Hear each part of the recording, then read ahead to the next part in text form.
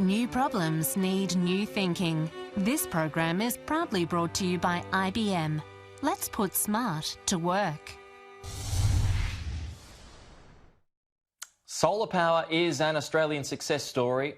We are innovators, early adopters and respected exporters of technology and expertise. But our advantage and opportunities in this space are being eroded just as interest and the returns on renewable energy begin to skyrocket. Joining me now is David Swan, the technology editor at The Australian.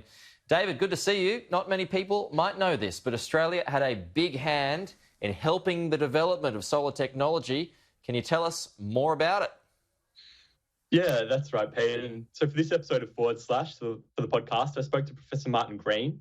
He's often referred to as the father of modern photovoltaics, a bit of a mouthful. His team a few decades ago helped improve the performance of solar cells by over 50%. He's not really known, but his work can really be put up there with the likes of, Wi-Fi and Vegemite as Australian innovations. And, when you see a solar panel on a roof now, that's really his work. So Australia is this underrated solar powerhouse, and we do also have a greater solar panel penetration than anywhere else in the world. So we have a lot of opportunity in this area.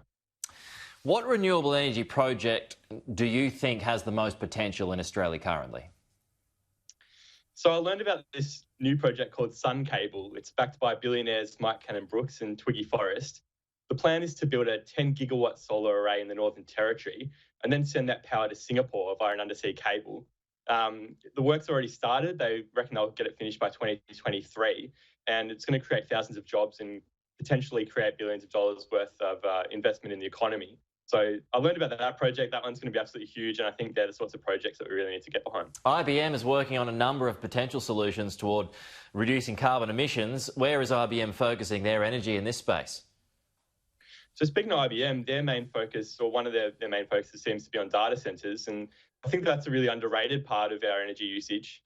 Every time you use an app on your phone, for example, or you do something on your computer in the cloud, that's using data centre energy.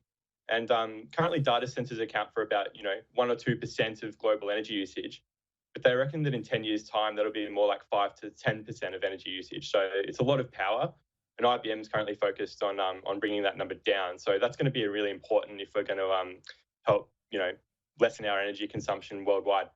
Okay, David, thank you. For more from Pete. David and the team on all things solar and renewables, do check out the Forward Slash podcast. It's available now in the Australian mobile app or any podcast player. Forward Slash is presented by The Australian in partnership with IBM.